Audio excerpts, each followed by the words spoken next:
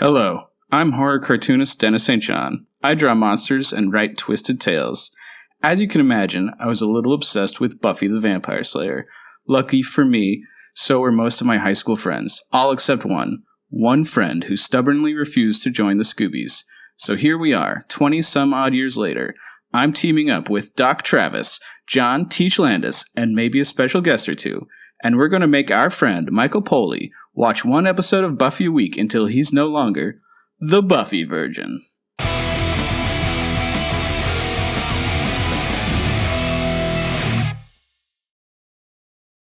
Hi, Buffy Virgin. It's John. I just wanted to come in here in the YouTube version of the podcast this time to let you know that I made a big mistake when we recorded this one. I forgot to press record on the video, so we have the audio, but we don't have any video for you this time.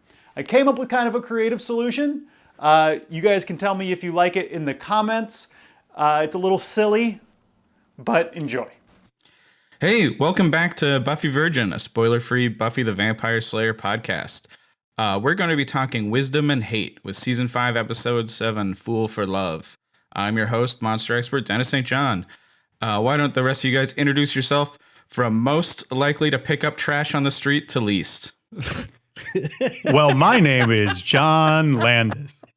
I am by far the most likely to pick up trash on the street. I believe very strongly in what I call the dumpster secret, which is that if you want an object in your life, if you want it, what you need to do is put out into the universe your desire for it, and then eventually you'll find it by the side of the road or in a dumpster somewhere. That is how I got my Laserdisc player, ladies and gentlemen. Oh, dude, that is so amazing. I didn't know there was a dumpster secret. Please write a pamphlet and leave it in a dumpster. I am I guess the next most likely, but like I would just go to the Goodwill as opposed to the dumpster. I'm not in the bins, but I'm in the Goodwill paying too much retail for someone's hand-me-downs. I'm Michael. I'm the Virgin. Sorry, I've only watched Buffy up to Season 5, Episode 7, Fool for Love. And I'm being dragged along through this experience by my wonderful friends. And Travis is not with us today, which is sad because he would have loved this episode, I think. We're speaking about him like he's dead. he's fine, everybody. He's just not on this week. Yeah, he had a last-minute visit from family, so anyway. All right, so let's jump into reactions. Audience reactions. This week we're going to do reactions to Season 5, Episode 2, Real Me. So over on Twitter, Rich at Dingo Action says, this week, Michael's reference to Chasing Amy, quote, you're nothing but a tracer. I feel compelled to call out references that don't get acknowledged on the podcast. So thanks, Rich. And at Ren Oz says, wait. There are TMBG fans on this pod? Seriously, I would have dated all y'all in high school. And then she says, here's me at a TMBG gig like 2 months ago. So thanks. Thanks, Renee. Yeah, I think the three of us out here were big TMBG fans. Sadly were, but, you know, I have a hard time getting back in. I don't want to be too much of a hot take on TMBG. But I think those first 4 or 5 albums are amazing, and it's been hard to follow them. I like drop in every now and then, and like it's not the same feeling anymore for me. I don't know, man. Join Us was a really good record. I saw them in London just a couple months ago. I think their staying power is pretty incredible. That said, I have lost track of the last 3-4 records. 3 or 4? Yeah. We don't lose track of Star Trek seasons on this show. True. All right. Over on YouTube, Anonymous says, Anonymous, how dare you imply I'm Canadian? And I really have to apologize to Anonymous. I think I said Anonymous like 3 or 4 times. I don't know why. That's why I was reading it. I can very clearly see it says mouse. I think I'm just partially illiterate in the morning. Sagov9 confirms that they watched through a minimized window, except during summary and predictions. And Silver Spike says, not a bad podcast, but in my opinion, this sadly became a little too off topic for my taste. Well, we'll see how this week goes. And then quotes, Dawn could be Faith. Sound of crickets chirping. Lol. So, yep, Mike was wrong about that one. But I think John and I were both like, that's a good prediction, though. That is a very interesting idea. Like, arguably, that's better. Arguably, that's better than what actually happens on the show. I actually really like that wrong prediction. And I think Mike was picking up on all of the like dream stuff. We kept being like, interesting. Right, which is clearly red herring in retrospect. And it's just you watching the show for the 10th time being like, oh, a new wrinkle I didn't pay attention to the first time. Geraint Thatcher says, Dawn was originally meant to be 10 or 11, but they got Michelle Trachtenberg, so they changed the character to 14, but didn't rewrite how she was written, which is why she acts so childish in the first 2 episodes, which makes sense. Oh, fascinating. I totally have a little, weird noticing about this because the dialogue seemed to change in season 5, episode 7, but for Dawn specifically. Yeah. So let's do the summary. The summary. How do Slayers die? Spike knows. Slayers die because of Spike. Spike killed a Chinese Slayer during the Boxer Rebellion and a Subway Slayer in 1977, and it felt good. It was the best night of my life. And I've had some sweet ones. But Spike can't kill Buffy because the initiative chip is still in his brain, and if he can't kill Buffy, he needs to f*** her? What the f***, Joss Whedon?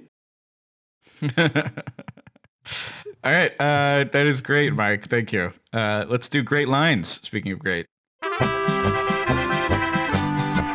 Great lines. I just really enjoyed when sort of young dandy Spike is getting bitten by Drusilla, and he just, ow, ow, ow, ow, ow, ow. I really appreciated that. Really great dialogue there. I like this exchange between Giles and Buffy. This Slayer forged her own weapons. Gotta love a gal with an anvil. And I want to give a shout out to my friend Alina, who is a gal with an anvil, getting into that whole blacksmith and metallurgy thing. Whoa, that's cool. That's really cool. Did you guys see that Forged in Fire reality show, Anvil, whatever, like they make weapons show? I feel like they almost never had a single girl on that show, so that's awesome. Yeah, she's really rocking it from what I can tell. So shout out to her. And I also really, this is more about like the crazy delivery of both of them, but between Darla and Drew, our boys are going to fight. The King of Cups expects a picnic, but it's not his birthday. Good point.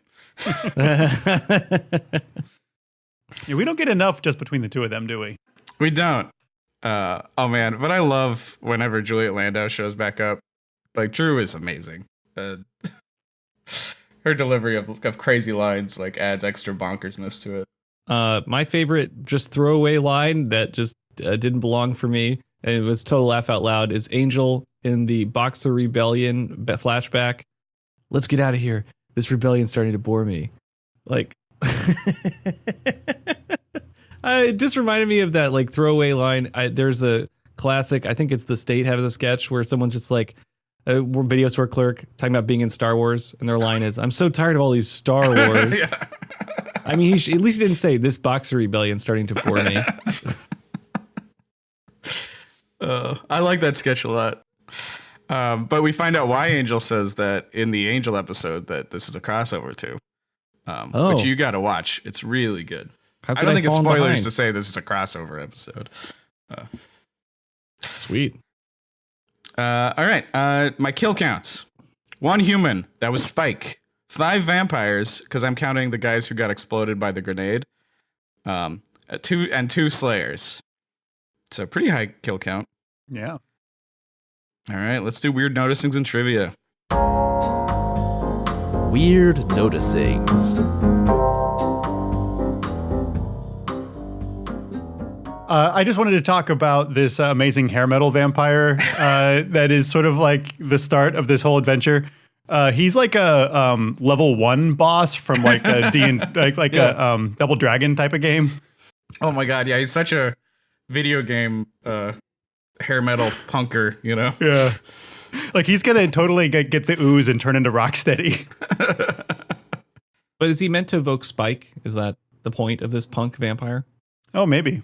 The analysis. He just has the Anarchy freaking logo on his body, and then I can't remember the band, the Clash T-shirt, which is British, and Spike is British. So you get staked in your gut. You pull it out or not? I wish Travis was here. Yeah, I know this is a Travis question. So the next scene, just personally, I'm enjoying the new Buffy family dynamic on this rewatch. I think back in my first couple watches of the show, I found Dawn really annoying, but I don't know. Yeah, there's something's connecting with me now that it hadn't before. I'm really enjoying seeing this sibling interaction. Well, I'm still on the it's kind of annoying and watch of this episode with Dawn.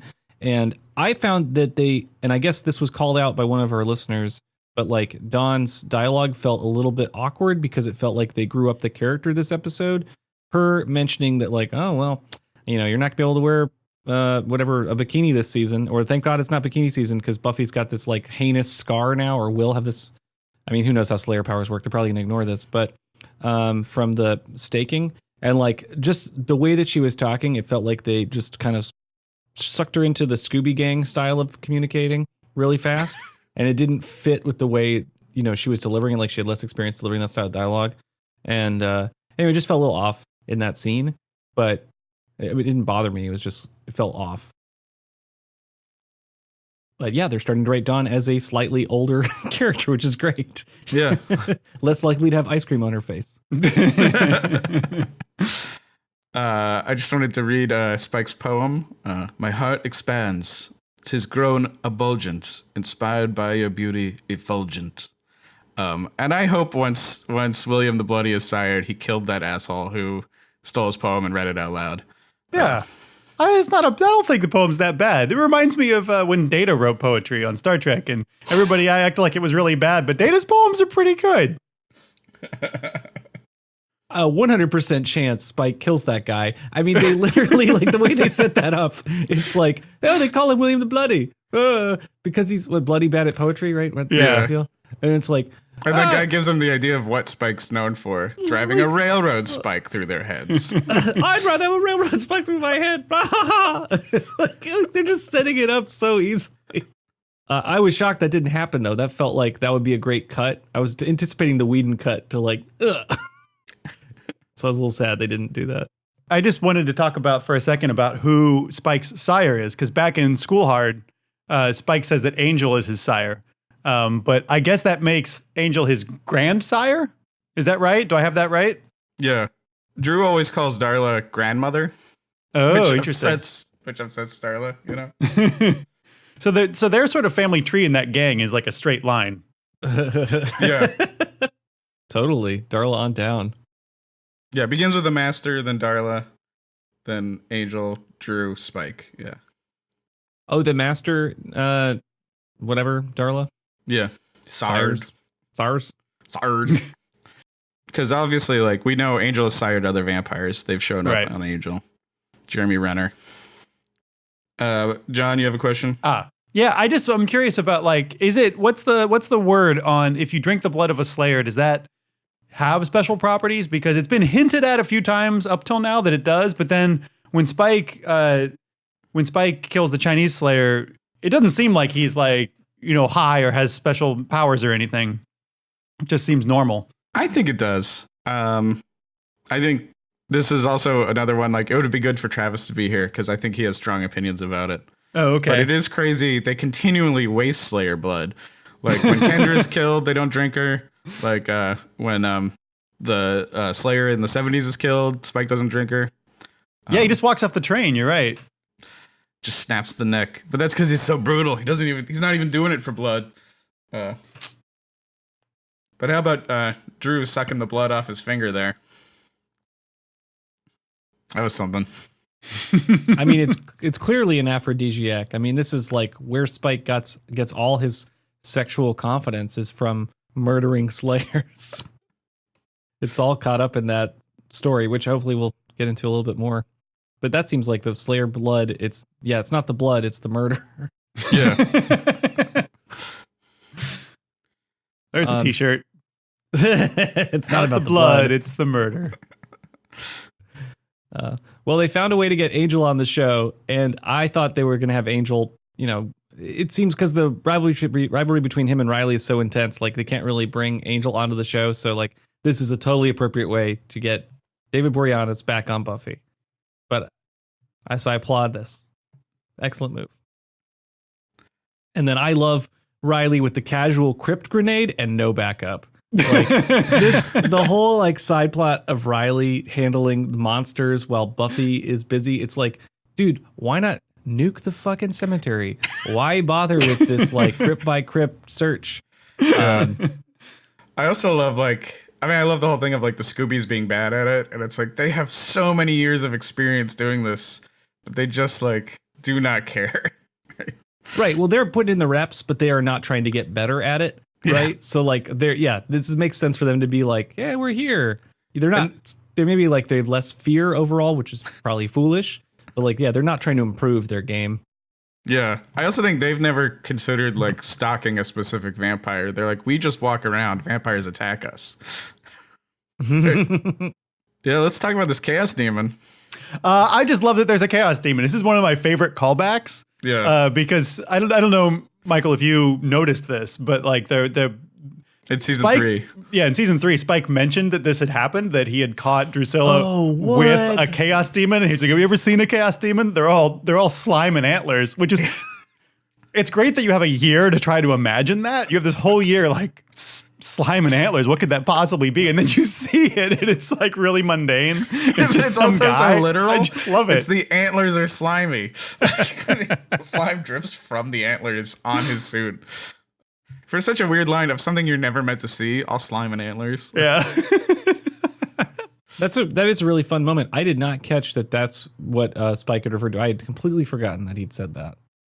I got like really worked up when I was watching this scene last night of like, this scene is like what I want my comics to be like people arguing with the casual like slime demon just hanging out.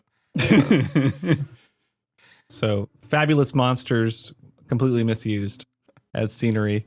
Yeah, just used in a casual setting, No, it's great. I love the awkwardness because they just keep the odd humanness of it, and like the demon stuff is not really important. It's super fun. John, why don't you do a HD dive into things? So this place where they're hanging out is insane because if you look, there's the shot of Spike is where we open, and it's outside a church. It's this like really beautiful stone sort of like cathedral. There's a statue of Mary. You can see candles burning by the door, but there's also like a pile of like empty crates and an upturned table. And then in the reverse shot, so literally the same place just a few feet away, you can see it's a bar. You could like the bar is literally right in front of the church. Like the door to the church is the patio of the bar, and there's also it's also a filling station because there's a gas pump right in the middle of it. And is that Angel's convertible? May well be. And you can also buy a newspaper at this bar. It's just seems like a pretty insane little piazza there. Yeah, a lot happening in that one little square. You can actually see the menu on the wall there too. Yes, you can. They have a 2-for-1 special on beer, and they have a cream of tomato soup. Lovely. Let's talk about this. Oh next yeah, thing. so the 70s Spike situation is amazing, and just as much as we all enjoyed the punk at the start of the episode, this is like a punk AF Spike and super well done. They really spent the time. Like, there's some scenes you're like, I don't know what's going on here, like in South America, but 70s Spike fighting the Slayer is like, this is going to be like the Warriors and just the Warriors. And we're going to get the sets from the Warriors and then we're going to shoot it. So like, it just feels so borrowed, and so just the homage meter is so high that it was super clear like what went on, and like it's a really fun scene, but it's jarring in like how well lit it is and like how how on point like the art direction and scene direction in general is for this whole scene. And really, I mean to say this whole scene sequence, because the Buffy and Spike pool scene and then these transitions out are just so well done. It just feels like, who swooped in and did this? This is an amazing set sequence. I don't even want the stuff with Riley in the crypt. This is like a disruption from this amazing scene sequence that this whole episode could be about. This episode should start with Buffy and Spike in a bar, and Buffy's like, tell me how you killed the Slayers. And that would be an amazing episode. I don't want anything else. And like, anyway, this is the best part, so you should start watching now. It is great. And the way they interlace the back and forth between present day and the flashback.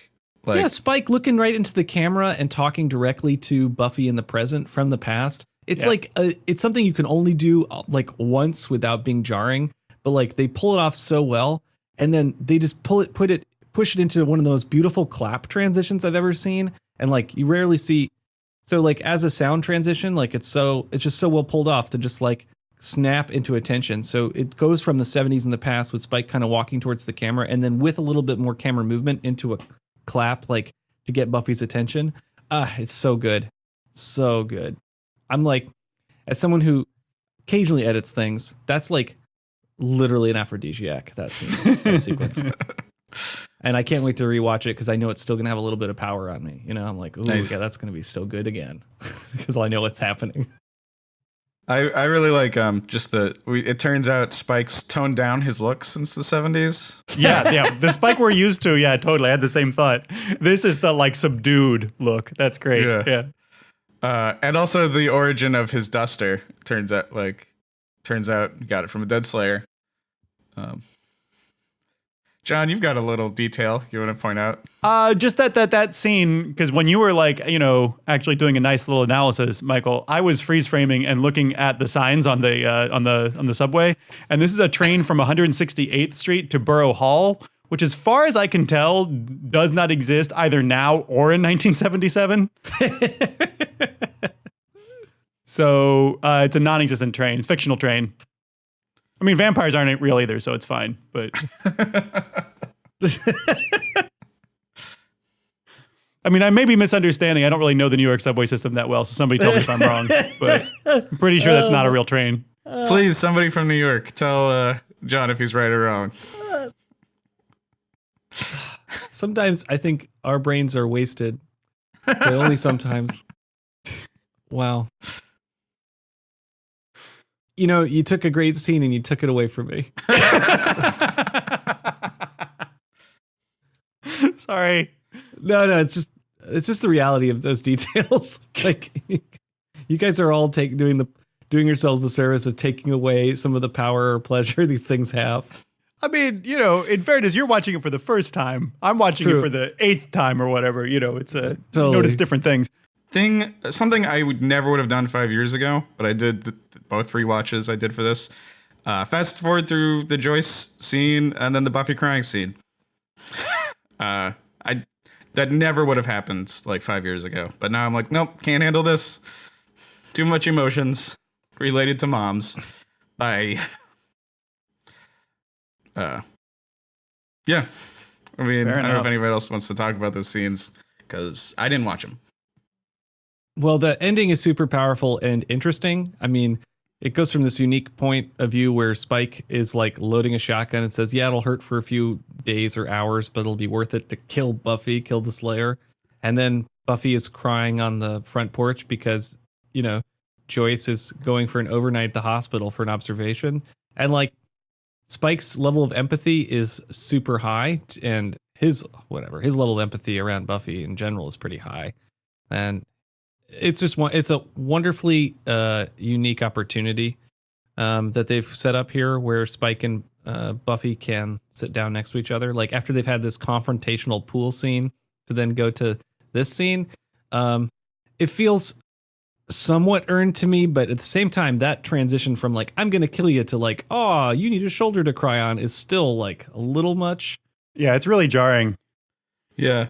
And I did watch the scene with Harmony, and it's like Harmony just kind of casually brings up the abuse of the relationship. Like she's like, I'm gonna say something, but don't stake me again. Yeah. Like, just to like as a reminder, like this is a very like Spike centric episode, but a reminder like he's not a good guy. Right. Like, I mean, well, the thing that stuck out to me in that scene is Spike loading the shotgun is like the tone of it is so serious, but Spike loading the shotgun is so silly. It's like Spike holding a shotgun is like Wile E. Coyote holding a stick of dynamite. Like it's just like, you're only going to hurt yourself with this. Like you think you have a plan here, but this is not going to work.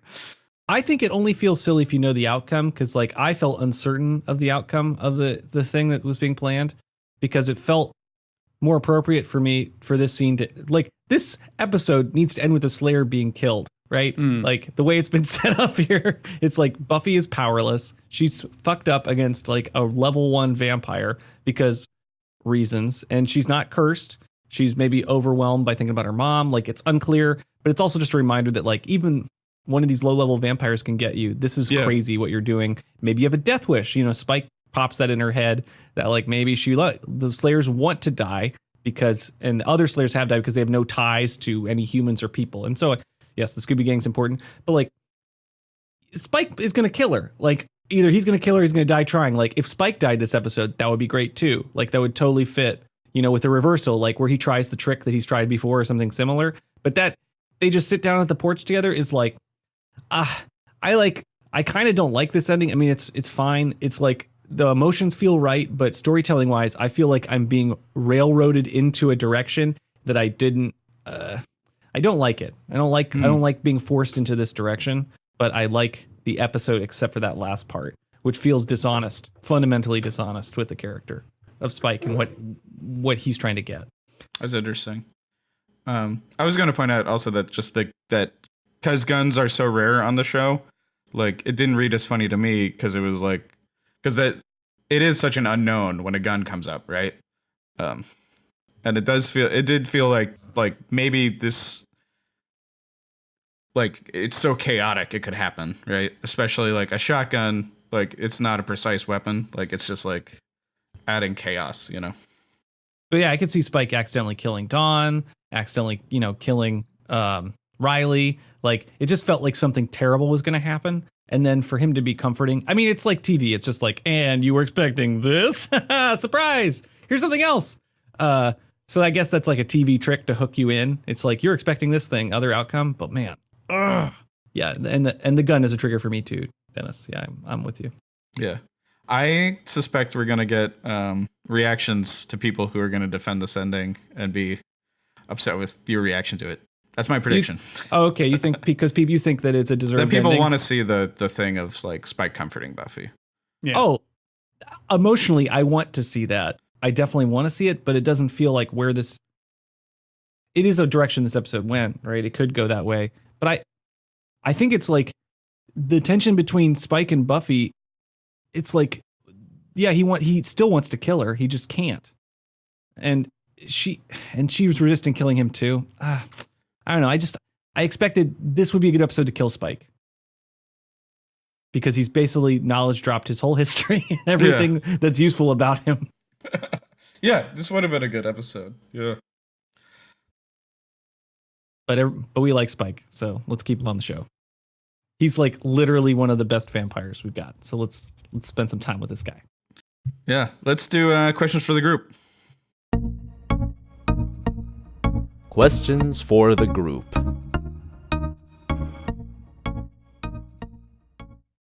Mike, I think you got all the questions. Yep. Okay, so these are all related to Buffy. I promise. So could someone please explain Spike's sexual relationship with Slayers? I think we talked about it a little bit, but can someone please explain it? I think he's horny for death, right? And I also think it's totally like when we meet the real William, like you realize like that the Spike persona is putting on like a front of like a strong reaction to who he was as a human, and it's like killing the ultimate fighter because he's a rough and tough kind of guy with a dirty, like a lower class accent. Like it's like the ultimate version of who Spike wants to be, right? It's all compensating for a rejection in his past, right? So he's He's kind of the what you imagine like a Gamergator is like, right? Like he's lashing out and doing real harm in the world because of his horrible, stupid insecurity. Is he an incel? I mean, I think that's giving incels too much credit. William, you beta cuck. That's Oh, then that kind of helps to make sense of the ending a bit, because then it's like, well, he's never had that vulnerable moment, with like Buffy's very vulnerable, and like that's very like he's never had that opportunity to show this side of himself. Well, okay, I'm reversing my opinion on this ending. It's awesome. Yeah, it does, I guess you're right. It does kind of the ending ties more into who he was as a human than it does to like his history as Spike. Yeah, his heart, it's grown effulgent. By effulgent. Okay, this is the kind of big question for you guys. I'm sad Travis isn't here for this one, so I will have to re-ask it at some point. Are you watching a show, or are you watching people make a show when you watch this show? And I can explain this and re-explain this until it makes sense. But that is, I feel like I am watching both. But what are you watching? I think I'm watching both also. I definitely am watching people make a show. That's definitely in there. like, is your question like, to what extent am I like when I'm watching it, am I thinking about and aware of the writers and the cast as sort of authors of it, and I'm kind of thinking about them and enjoying them on their own plane in addition to the characters themselves? Is that what you're asking me? Yes. Okay. Well, I mean, for me, I think I'm always thinking about like you were really looking at that editing, and that editing emotionally affected you, but then you're also like, as an editor, what were the tricks they used? How did they do this? And it's like, I'm doing a similar thing with like looking at monster makeup and stuff. Like, I really enjoy the Chaos Demon, but I'm also like thinking about like how they had to reapply the ooze after every take on his antlers to get it to drop on his suit. Like, yeah, I mean, I think there's definitely that level of appreciating craft, but I think what's also embedded in your question, Michael, is also like, to some extent you build up like a quasi-social relationship with the actors and the creators, right? So the way that people talk about, and you see this in Buffy fandom in particular, right? The way that people talk about Joss Whedon, or well, used to talk about Joss Whedon more so in the past, where, oh, Whedon speak, and I'm a Whedon fan, and they just like it's like it's a friend of theirs, because they relate to that, the idea of this person. And I think, to some extent we're all doing that all the time with media, right? Yeah. Well, and nowadays it's more like, it's even more so like because of this podcast and stuff. Like, I follow Sarah Michelle Gellar on Instagram, and that really leads me to a feeling of like as if I know her, where it's like, oh, she hosted like a sleepover for her kids, and she dressed like a Harry Potter character. Like, what a fun mom. I don't know Sarah Michelle Gellar, but I think she's a nice mom. Yeah, and you get some emotional like pleasure out of that relationship. Even if it's one directional, right? I mean, it's true of any show. I'm sure this relationship with the people who make the show, or this like imaginary relationship, but this show feels special in that I think the imaginary relationship people have with this show, like that goes the meta relationship, right? So let me be super clear, right? You watch the show and you can get pleasure out of the story of the show, but when you're watching the show and you yell out, "Dennis off!" and I'm talking about Travis watching Angel with him when he's like excitedly calling out the actors' names or how they handle props, right? He is talking to the people making the show and not at the show itself. And that's fascinating disconnect that I see in Buffy. Maybe it's because this is the show that we've dived in the most versus any other show that we've watched as friends or whatever. So now this is it. This is number one. You made it. And so we are meta watching in a big way, which, when you're talking about a show, you're into meta watching. We're there, but it just feels so intense. And I wonder now, this kind of, I've messed this up a little bit by bringing it up, because now I wonder if this is a normal experience or not. But I'm thinking that I think overall Buffy is an okay show, right?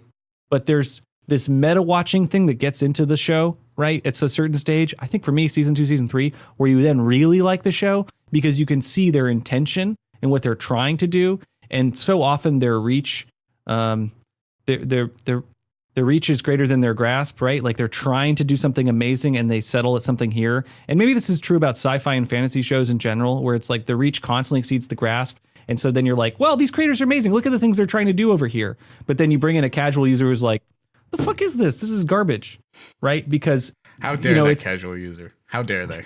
Right. Well, as the casual, I'm like, I could watch an episode of the show, drop in, because I've seen the musical episode before, because I just remember the excitement around the musical episode, which we're not talking about now.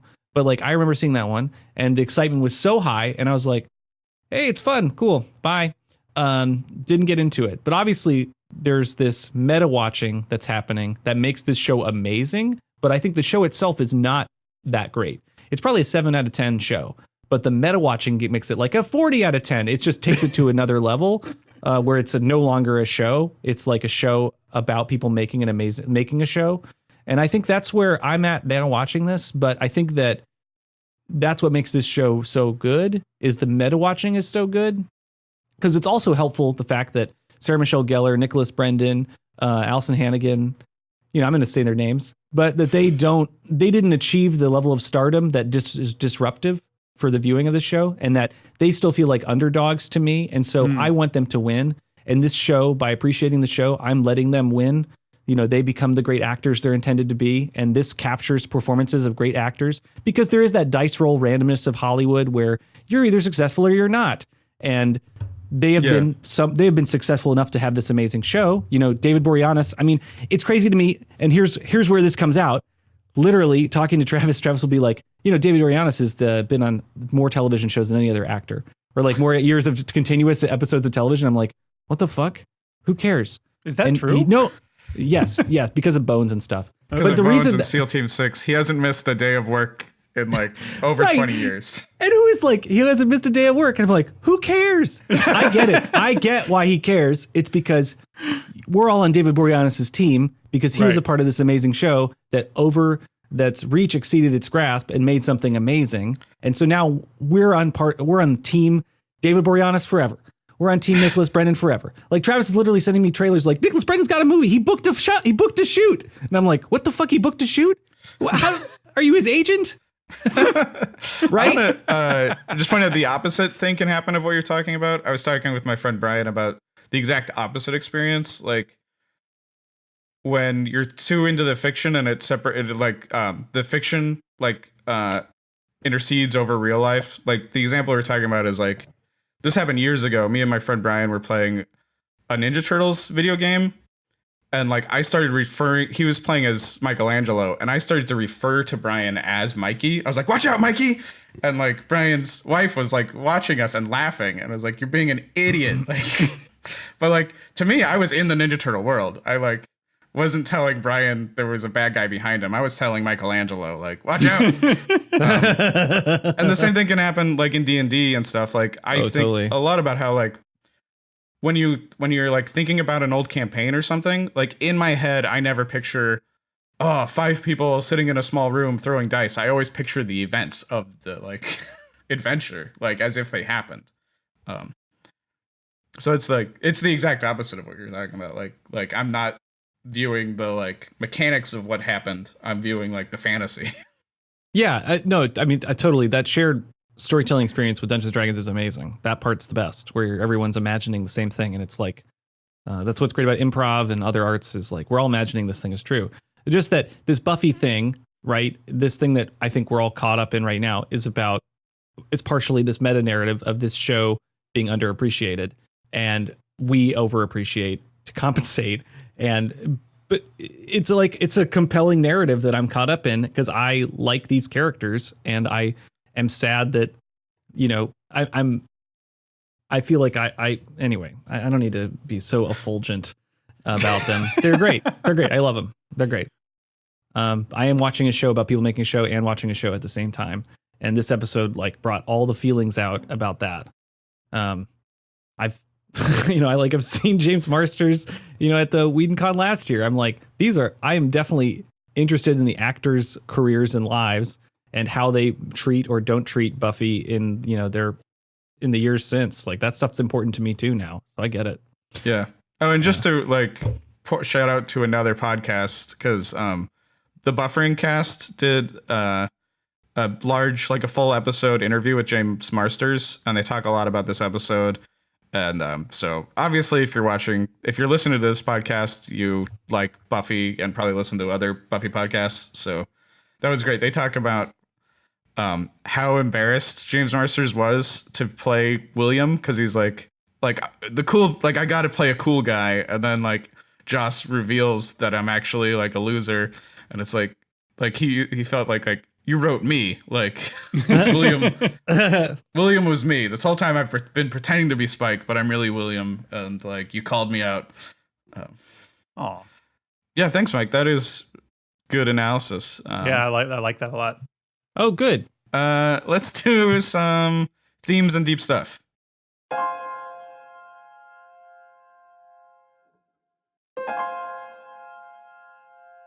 Deep stuff. Without spoiling anything, this is going to have to be an ongoing conversation. But I think one of the things that is interesting about Spike is the degree to which the show wants us to think Spike is a bad guy, the degree to which the show wants us to think Spike is a good guy.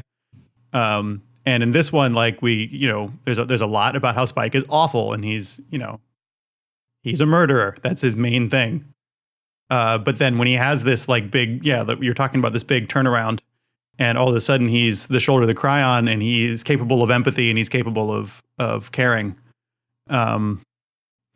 I guess my question is, because I think that there's a discussion among fans as to whether or not you can like really be Team Spike, since he's so awful, since he's a terrible person.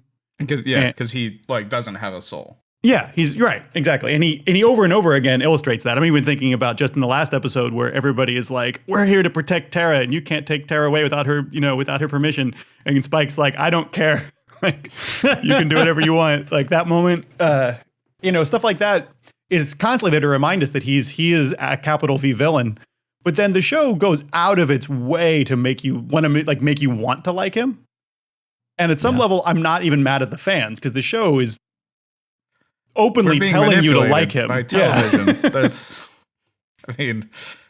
like what character-driven storytelling is about like manipulating you, right? Yeah, and so it's just interesting that the show puts you in this position of constantly alternatingly being told, and not even necessarily like it's a massive character contradiction. Just one day, you like one scene to scene, he's a good guy. Oh, he's a bad guy. He's funny, but he's a murderer. He's caring. He's capable of caring in emotion, but he also wants to murder you. Like, yeah, I mean, that's what's so great about that pool scene, right? It's like totally juxtaposing the Spike in the present, who's kind of cool. It wouldn't try and kill you because it can't, with this Spike in the past that's straight up murdered the you of the past. I mean, yeah, it's so rad. Do you know what it reminds me of? Come to think of it, is Clockwork Orange, right? You have the movie of A Clockwork Orange, which is about a horrible person. Like, that's the point of it. It's about a terrible, horrible person. But when it came out, a lot of people identified with the character of Alex and thought it was really cool and thought it was, tough. And that's not the fans' fault. Like, that's in the film. It's designed to make it look cool. But Stanley Kubrick was apparently, very upset that there might be about the idea that there might be violence done, sort of inspired by his film. Don't cast Malcolm McDowell, because that dude's cool. Well, right, exactly. You can hardly blame anybody but yourself when people find that cool, because you made it look really cool. But it was actually like officially out of print in the UK for a long time, because Stanley Kubrick didn't want it to come out. Wanted to withdraw the film for those reasons. Dude, totally. It would be a lovely like meta conversation to have about those kinds of influential films and media that are trying to warn against X and then do Y. They literally perpetuate the thing that they think that they're warning against, which is so unfortunate. Literally, insert every war film that's anti-war. Right, absolutely. Like, they're all advertisements to join up, whether they like it or not. Yep, you can't control how people watch media. All right. I just wanted to say that like Spike telling Buffy her ties to the real world or what kept her alive, like, is directly stating like a big season 3 theme that she had with like, that's part of the Faith thing of like, Faith doesn't have those ties and is more dangerous, and that's like the Wish universe is Buffy doesn't have those ties and dyes. So it's just funny to see it directly stated like 2 years later. And I also liked, this is part of the crossover thing, but like, so we watched the scene in the Boxers Rebellion when it's like all of the gang, all of the vampire gang, and like Spike's point of view of it and how he reads Angel. And then later on in Angel, like an hour later in Angel, we see that same scene from his point of view. And I just think it's a really great lesson in never knowing what another person's experience is. Like, we can, like this, I think this happens a lot within our own friend group of like, we can look back on the same events and like have entirely different like interpretations of it. So I think that's cool. So those are my deep stuff. Those are good. All right, let's do Rex.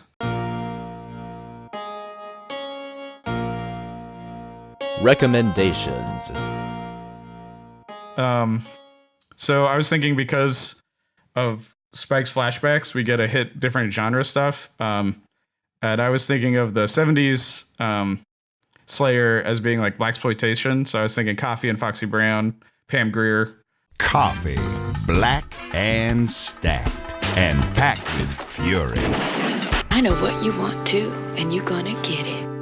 Those are like the two top, in my opinion, blaxploitation movies. So they're really dope. And then for the Boxers Rebellion, I was thinking Shaw Brothers movies. So they have one called Boxers Rebellion, which is like the kung fu version of what happened. And then not related to the actual Boxers Rebellion, but their best movie is Boxer's Omen, which is insane. That movie is bonkers, and I love it. And then I was also thinking of the movie Orlando with Tilda Swinton. Do not fade, Orlando. Do not grow old. Sasha, I cannot think of a life without you. Because it's like a person moving through history and seeing events through history, just like Spike does. And yeah, Tilda, it's based on, who wrote Orlando? Do you know, John? It's not Virginia Woolf, is it? Yeah, Virginia Woolf, yeah. And Orlando transitions genders a couple times throughout their history, which is interesting. The movie's good. And I'm also going to recommend the comic Boxers and Saints by Gene Yang. Mike's laughing at that. I mean, I should recommend Rocky too, you know, because it's about a boxer. Anyway. No, I mean, Boxers and Saints is about the Boxers Rebellion. Oh, and okay, it does cool. it from 2 points of view. It's 2 books. It's the Boxers and the Saints. And like one, and they're both like, the Saints one is about the Christian missionaries in it. And like, so it's also about the point of view of their gods and how they're different. So they're really good companion pieces to each other. Yeah, Mike is zinging me there. I didn't know what it was about. I was just guessing. When you riffing on the boxer thing. So tired of this rebellion.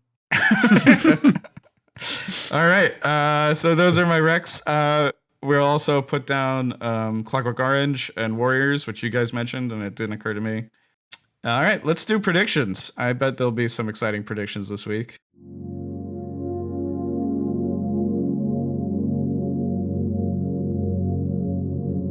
Virgin predictions.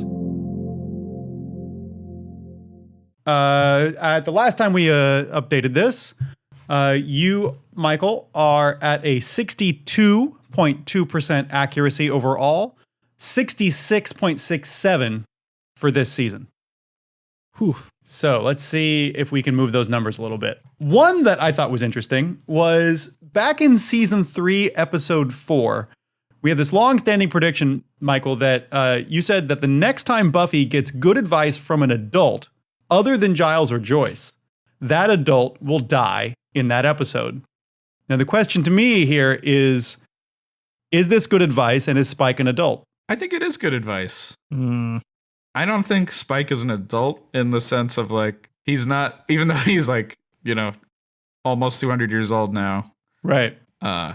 He's definitely not like a generation above Buffy, right, which is, I think, how we've defined adulthood, even though like Buffy's an adult now. Okay, I mean, You could literally interpret it that way, Dennis. But I mean like a human adult, not a superhuman, not a monster. All right.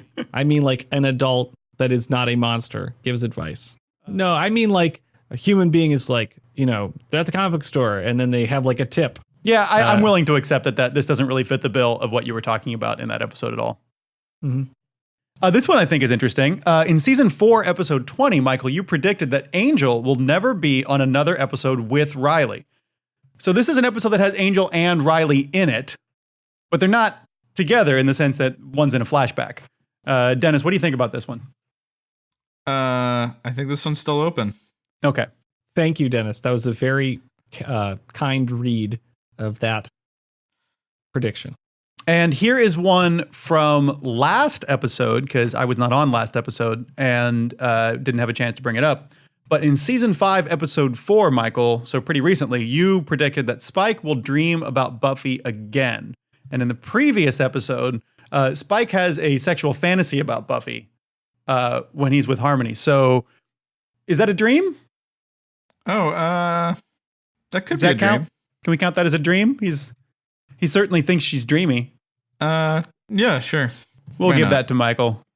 Dennis, you're wonderful. You look great today. So that puts us at, you got one confirmation. So your overall accuracy jumped up by a fraction of a percentage point. You're still at a 62 something. And for this season, for season 5, you went from a 67 to a 69. Dude. I have some new predictions.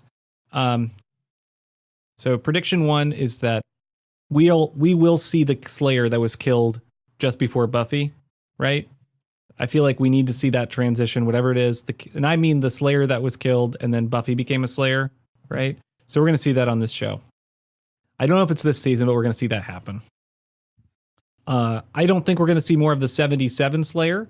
So I don't know. She didn't get a name, right? Nobody said her name. I know her name. Okay, great. The next time we see the 77 Slayer is in the comics or fan fiction. I do not believe that she will appear again on the show.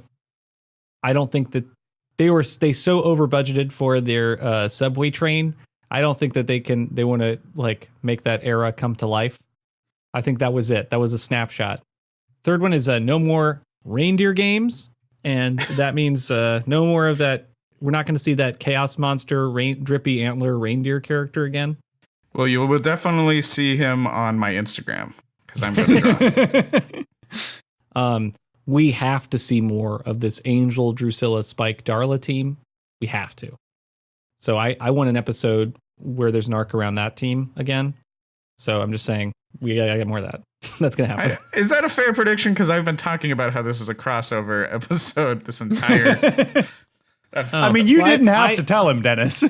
I wrote this before we started recording this. I am not responding to I'm not reacting to that. But also, if you give away stuff to Michael, you can't blame him if he starts using it against all right, so you. Dennis says it's okay. So maybe this is literally a spoiler for 1 hour because these episodes aired back to back. But yeah, you haven't caught up on Angel. No. Wait till we get to the mid-season Angel episode and we talk about this, and you will get that point. Congratulations. Also, you're going to find out the name of what the name of their gang is. Oh, damn! I'm pumped. I'm sure it's super dumb. It's the not hooligans. It's not Vamp. It's not Vamp Squad. And then my final prediction, my super prediction: Dawn is not going to die this season. And I know I started out this season thinking Dawn was going to die and be revealed as a key or Faith or whatever it is. Like, clearly not going to die this season. Dawn is going to be in the show. Season 6, season 7, whatever it is. Like, they're not done with her. I thought that she would just be a figment of their imagination, which makes the most sense. But instead, this show is like, it would be cool if Buffy had a sister. Yeah, we like this. Let's keep doing this. And especially since Joyce is going to die, they're going to need more stakes for Buffy. Like, I know that that's a pun, but like they're going to need higher stakes for Buffy and so Dawn is an easy thing to kidnap or needs rescuing, etc. So Dawn's perfect. Let's keep her. And that's something for Spike to lust after. When he and Buffy finally hook up, he can be like, yum, yum, yum, I want to eat some Dawn or something creepy. Do you want to choose one of these to become a super prediction, Michael? Yeah, Dawn's not going to die this season. That's a super prediction. Can't wait to collect on the super prediction. You have yet to collect on any super prediction, as far as I know. I'll be collecting soon enough. You'll see. In 2019, I'll start collecting these super predictions. I mean, one of the super predictions, the first one I believe, is Buffy doesn't have a sister, which we are leaving open for debate that we can have at a later date. We're going to have a... Yeah, we really got to fight about this one, I guess. Yeah. So I've been your host, Dennis St. John. You can find me online by searching my name with one N for Dennis. I'm also at DENISCOMIX on Twitter, and that's my .com.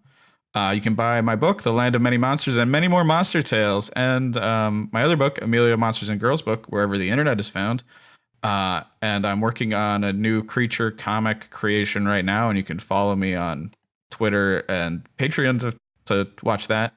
The comic updates on Patreon have been really great. Thank you. Mike, what are you up to these days? That's a great question. Yeah, so I've been just making occasional updates to my YouTube thing. I'm trying to do every week, but been getting a bunch of freelance projects, so that's been more challenging. But I'm trying to do updates on my YouTube channel every week.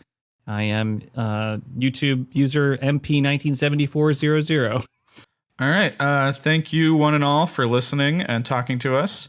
You can visit the website, buffyvirgin.com, for links to our blog, our YouTube, our Twitter, and our Instagram. The Instagram, you can find my monster drawings.